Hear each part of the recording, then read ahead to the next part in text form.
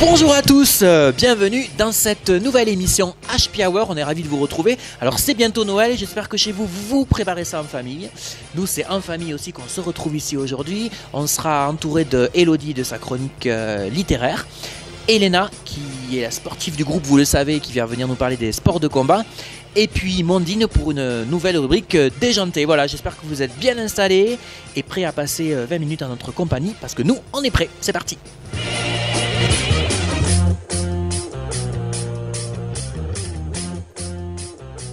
Bonjour à tous, bienvenue pour ce nouveau numéro de HP Hour. On est ravis de vous retrouver. Ça va les filles? Ça va. Alors, et toi? Ça va très bien, merci beaucoup. Alors cette semaine, je suis entouré de Elodie, de Elena et de Mondine qui vont nous expliquer dans quelques instants de quoi elles vont nous parler. Alors Elodie, tout d'abord, nous t'écoutons. Donc moi je vais vous parler de Apocalypse Bébé de Virginie Despentes. Voilà, on découvrira ça dans quelques instants. Elena qui est la sportive du groupe. Alors on parle cette semaine d'un sport de combat avec un nom incertain. Voilà, qui est Yosekan Budo. Voilà, pareil pour moi. Donnez-moi deux, merci beaucoup. Et Mondine, alors Mondine aujourd'hui de quoi allons-nous parler? Il y a un petit indice mais on n'en dira pas plus. Mais comme dans cette émission nous nageons toujours en plein délire, nous sommes d'accord. Il est salvateur de parler de notre mouvement artistique en isme. Il s'agit du surréalisme. Et oui, il y en a toute une série comme ça. Et donc, si vous avez bien été attentif, comme on disait avec Hello, il y a eu deux indices de donner à l'instant. Ah, j'en ai eu qu'un. Ouais, mais si. Déjà eu qu'un. Un et deux avec... voilà. Bon, vous réfléchissez à la maison. Voilà, vous pouvez réagir, vous le savez, sur notre page Facebook HP Hour. Vous pouvez nous laisser des messages, faire des déclarations d'amour. Voilà, à nos chroniqueuses ici, une chroniqueuse à moustache, c'est toujours sympa pour passer une soirée. Elodie, ben, c'est parti, on t'écoute. Alors tu vas nous parler de Virginie Despentes, si les gens connaissent, qui est on dit écrivaine. Auteur, on peut dire. Ouais, ça, avec un E, parce qu'il faut tout féminiser maintenant. Ouais. Qui est quelqu'un donc d'un peu extrême, enfin d'un peu choc quoi. Ouais, on va, ouais. Hein, Ça voilà. oui, Alors voilà. on t'écoute. Donc je vais vous parler de Apocalypse Bébé de Virginie. C'est pour suivre avec le livre que je vous ai parlé la dernière fois qui était Eau de Philippe Gian, que je vous avais dit qu'il était assez cru. On va dire que celui-là il est pire, beaucoup plus cru. Donc en fait c'est... Tu aimes bien les livres crus? Non. D'accord. Non, en vrai, je savais pas qu'il était, je pensais pas qu'il était comme ça au début. En fait, on m'a résumé l'histoire. Donc en fait, c'est une adolescente qui est suivie par une détective privée parce que sa famille se pose des questions et elle disparaît. Et donc on suit le voyage de la détective privée et de son acolyte de Paris à Barcelone pour essayer de retrouver l'adolescente. Donc en fait, on rencontre plusieurs personnages très différents les uns des autres, mais pour moi, chaque personnage, ça représente un peu toutes les personnalités qu'on a dans notre société. Donc ça fait un bon résumé, un bon panorama de notre société de maintenant. Donc quand on m'avait dit ça, je me suis dit bon, mais c'est cool, j'aime bien les histoires comme ça qui peuvent être réalistes et tout. Donc j'ai commencé à le lire. Et oui, il faut pas être choqué quoi. Elle mâche pas ses mots, on va dire. Donc merci Elena. Donc un peu comme on vous avait dit la semaine dernière avec le livre de Philippe Gian, c'est pour un lectorat averti. Oui, il faut... Ouais, quand on préfère les livres plus... pas ternes, mais... édulcoré, romantique un peu. Consensuel. Consensuel. Allez-y les gens derrière la caméra, vous avez qu'à intervenir. Non mais c'est la fête du slip quoi. Je sais pas. Donc tu le conseilles quand même. Mettons si on devait donner une note à ce bouquin, toi tu dirais... Pour l'histoire, franchement, j'ai beaucoup aimé le fond, mais la forme, c'est pas trop ce que je préfère parce que... Mais bon, après j'aime à peu près tout, donc ça va, mais c'est vrai que je mets une bonne note pour l'histoire.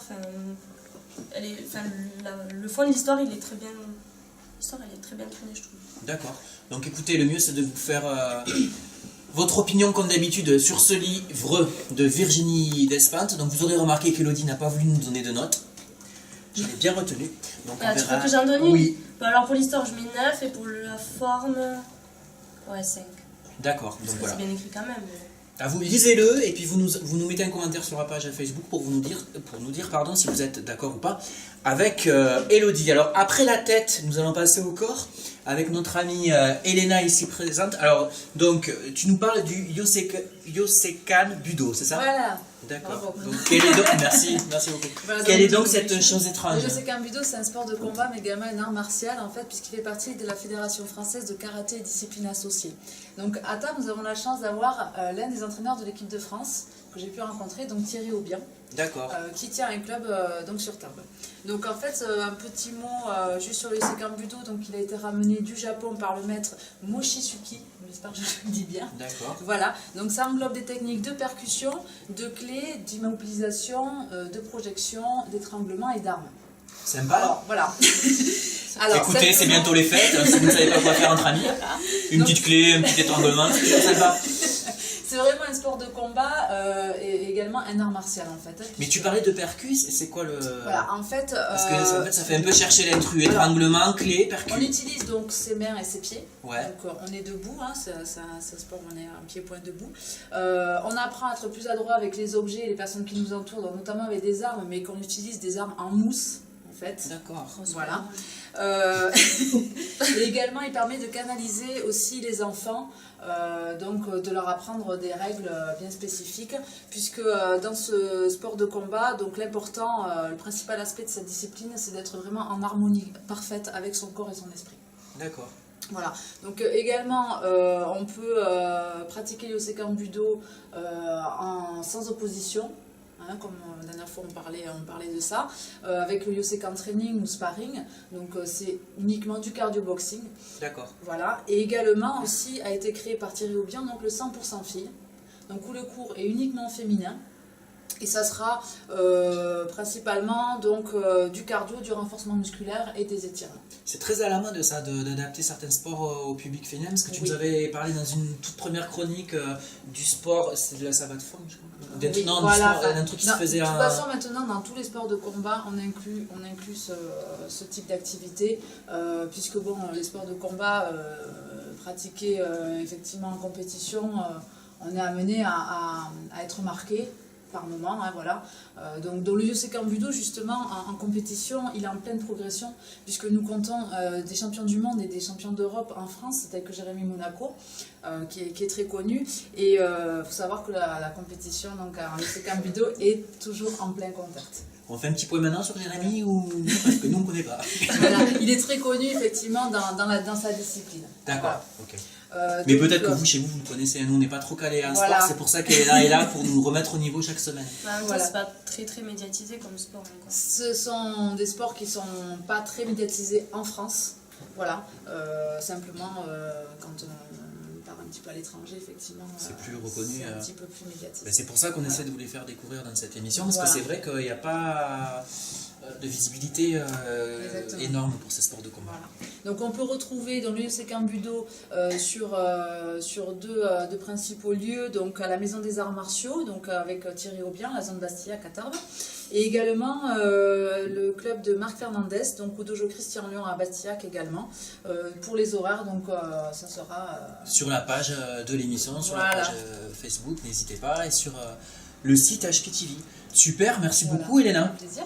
Impeccable. Écoutez, alors maintenant, nous allons nous lancer dans le surréalisme, les deux pieds dedans, j'ai envie de dire. C'est pour faire un rappel de la semaine dernière. Oui, alors là, c'est une spéciale dédicace. Voilà, nous avons tous revêtu la moustache et on va en savoir un petit peu plus avec Mandine. On t'écoute, Mandine. Et maintenant, il faut retourner au bac à roulettes, donc le bac de recyclage jaune que j'ai laissé. Ça, c'est une invitation. Alors, avec Mandine, il y a toujours une invitation à la poubelle. Donc, on y va. On y va. Oui.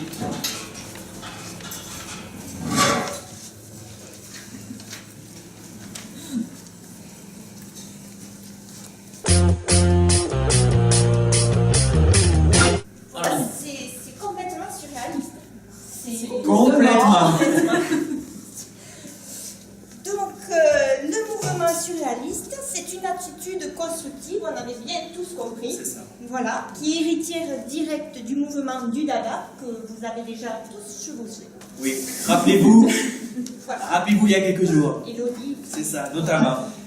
Qui fait des miracles avec un chapeau et un balai. C'est ça. Voilà, donc il se déroule entre 1924 et 1960 grâce à un groupe d'intellectuels, genre voilà, nous quoi, qui se réunissent pour nourrir un travail littéraire et psychanalytique. Absolument. C'est ça. Voilà, des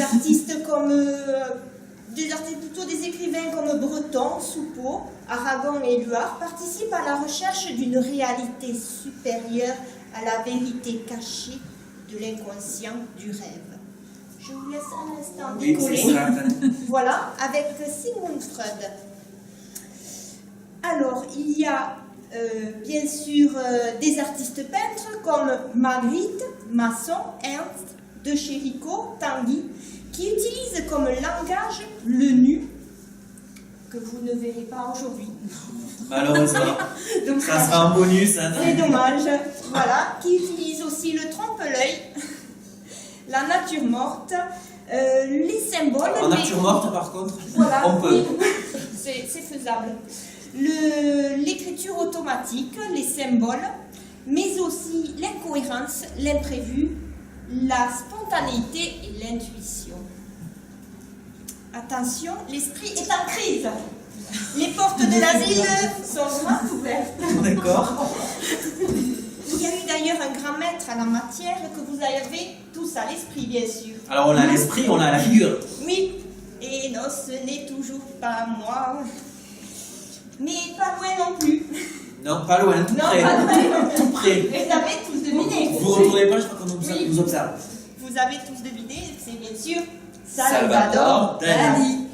Il atteint les sommets de sa folie jusqu'à se faire virer du groupe des surréalistes en 1939 par André Breton.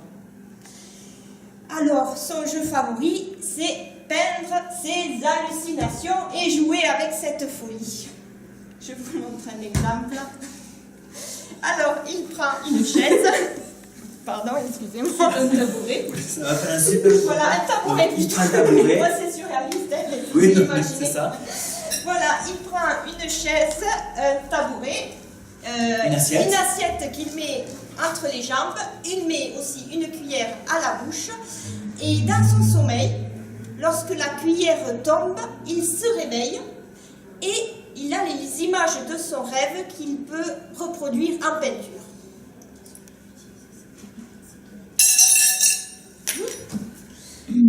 Et voilà, c'est sa méthode de peinture.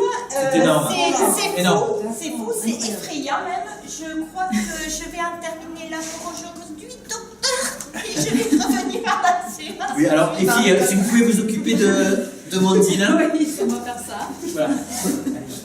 Voilà, là, et pendant ce temps, moi je vais vous donner les dernières infos de l'émission. Si vous voulez retrouver Mondine, si elle ne vous effraie pas trop, vous pouvez la contacter à Louaille. Vous savez qu'elle intervient dans la Grange aux artistes pour vous proposer plusieurs animations artistiques, de création manuelle qu'elle vous a déjà présentées dans nos émissions. L'atelier de Mondine au 05 62 42 21 61. Et puis n'oubliez pas, hein, vous retrouverez sur le site également les horaires et les lieux pour pratiquer le Yosekan, etc.